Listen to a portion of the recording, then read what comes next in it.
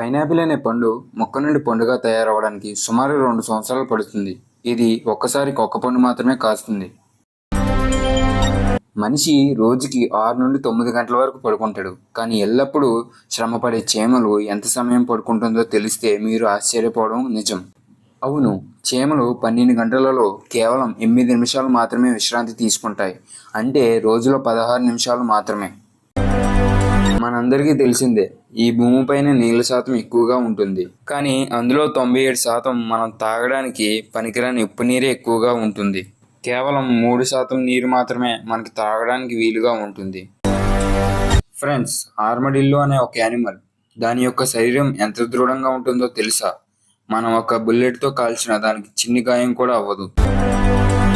మనం గూగుల్లో ఏదైనా సెర్చ్ చేసినప్పుడు సుమారు 1000 కంప్యూటర్ల ప్రాసెసర్లు దాని మీద పనిచేసి మనకి 0.2 సెకండ్స్లోనే మనకు అవసరమైన సమాధానాన్ని ఇస్తుంది.